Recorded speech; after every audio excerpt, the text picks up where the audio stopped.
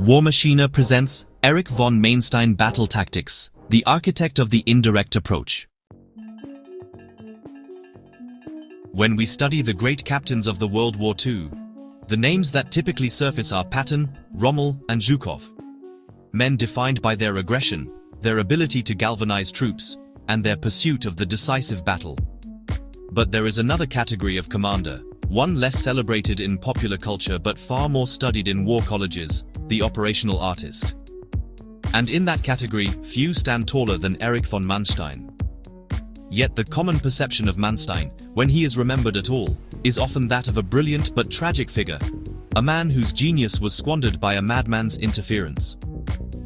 This narrative, largely cultivated by Manstein himself in his memoir Lost Victories, is comfortable. It allows us to appreciate his military mind while distancing him from the regime he served. But it is a dangerous half-truth. What is often overlooked is not just his tactical prowess, but the ethical vacuum in which that prowess operated. The real lesson of Manstein is not simply how to win battles against overwhelming odds, but the peril of divorcing tactical excellence from moral clarity. His legacy is a paradox. A master of the defensive battle who was morally defenseless. A man who could read a battlefield with stunning precision but remained willfully blind to the genocide occurring in his own backyard. To understand Manstein is to understand both the heights of military effectiveness and the depths of its potential for complicity. The plan that rewrote the rules was born from frustration, not inspiration. Before the tanks rolled through the Ardennes, before the fall of France in 6 weeks, there was the original plan, a tired rehash of the Schlieffen Plan, a thrust through Belgium to hook north. Manstein, serving as Chief of Staff to Army Group A, saw it for what it was, a predictable, slogging match that would bleed Germany white against the Anglo-French armies. His dissent made him a nuisance to the High Command, and they kicked him upstairs, giving him command of an infantry corps in a quiet sector to silence him.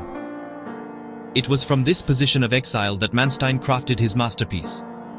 He understood something fundamental that the General Staff had missed. The Allies were expecting the main effort to come through the Low Countries. They had sent their best divisions north to meet it. The key was not to avoid a fight, but to make that fight irrelevant.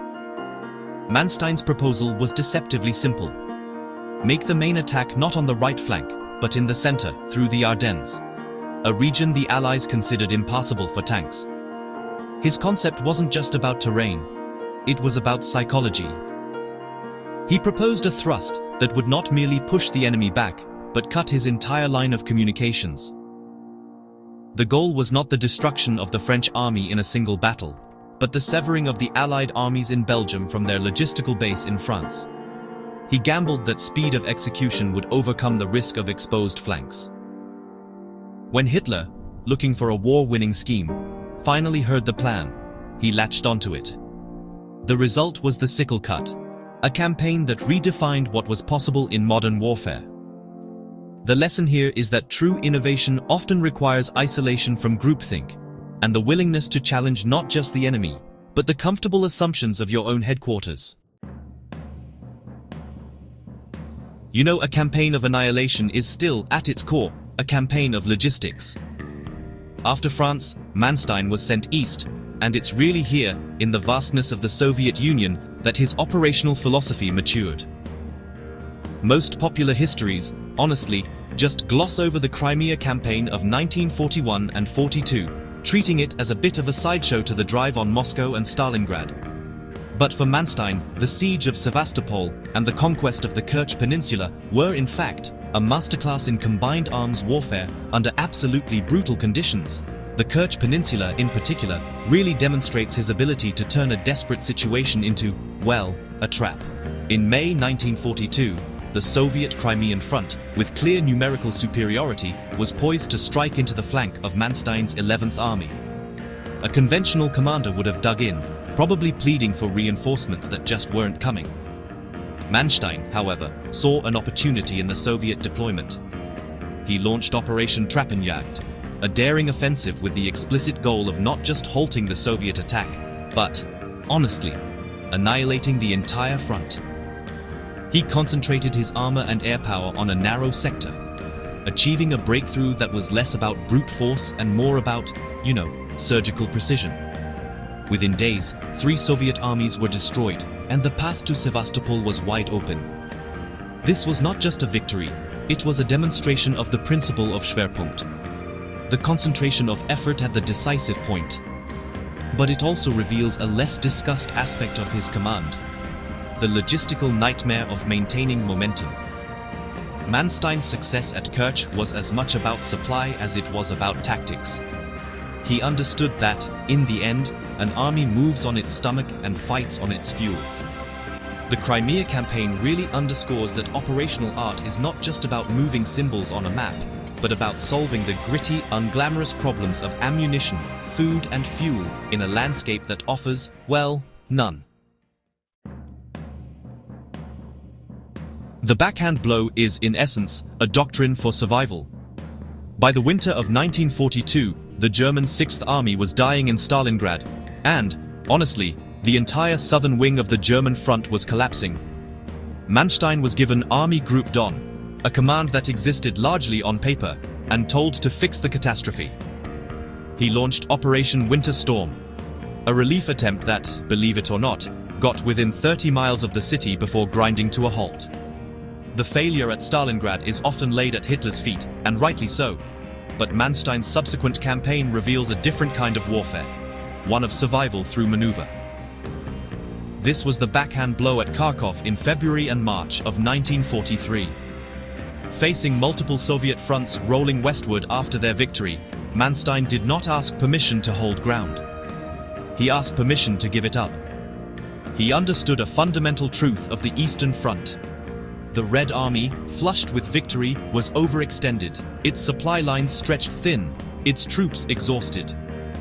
He proposed trading space for time, luring the Soviet spearheads deep into the Ukraine, and then, when they were weak and vulnerable, striking them in the flank with concentrated panzer forces withdrawn from other sectors. This required a delicate balance. He had to retreat fast enough to keep his own army intact, but slow enough to keep the Soviets committed to the pursuit. He had to convince Hitler, who absolutely abhorred any withdrawal, to let him trade dirt for blood. The result, the Third Battle of Kharkov, was a classic of defensive operations. He destroyed 3 Soviet armies and, at least temporarily, restored the German front. The lesson for the modern student is, honestly, pretty stark. Sometimes, survival requires yielding. The ability to conduct a fighting withdrawal, to absorb a blow and then pivot, is a skill more valuable than any headlong advance. It requires discipline, timing, and a cold-eyed assessment of your own weakness as well as the enemy's. The moral cost of operational brilliance. This is something we really need to talk about.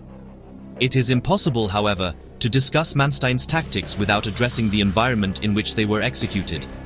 He fought a war of annihilation on behalf of a genocidal regime. At his trial in Hamburg in 1949, he was convicted of 9 counts of war crimes, including the deportation of civilians and the maltreatment of prisoners of war. More damning, perhaps, is the historical consensus that has emerged since Manstein knew. He knew about the Einsatzgruppen, the mobile killing squads operating in his rear areas. He knew about the Kommissar Order, which mandated the execution of political officers. He issued orders that, while perhaps not calling for genocide directly, created the logistical and operational framework that made the Holocaust possible in the East. He provided transportation, security, and support to the units doing the killing. This is the uncomfortable core of his legacy. He was not a mindless brute. He was an intellectual, a devout Christian by his own account, a man who prided himself on his professionalism. And yet, he looked away.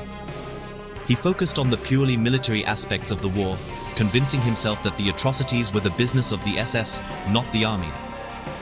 This is a convenient fiction, but it is one that the Wehrmacht as a whole embraced, and it allowed a generation of German officers to claim, after the war, that they had fought honorably while the Nazis committed the crimes. The truth is that operational brilliance and moral complicity can coexist in the same man. Manstein's tactics prolonged a war that was already lost, gave a veneer of legitimacy to an illegitimate cause, and in doing so, facilitated the suffering of millions. His story is a warning that technical proficiency, divorced from humanity, is not just inadequate, it is dangerous. So, why does this matter now? Erich von Manstein died in 1973, a free man, his reputation partially rehabilitated by the Cold War need for German rearmament. He left behind a body of work, his campaigns, his writings, his operational concepts, that continue to be studied by soldiers and strategists. But if we study him only for his tactics, we really miss the point. We study him to understand that war is not a chess game. It is a human endeavor, messy and brutal, where every decision has consequences that ripple far beyond the battlefield. For the survivalist, the student of history, the serious-minded viewer, Manstein offers a dual lesson: how to think operationally under extreme pressure, and how easily that thinking can become unmoored from any ethical framework. To remember Manstein is to remember that the art of war, in the wrong hands, becomes the art of destruction, and that the most brilliant victory, won for a criminal cause, is no victory at all.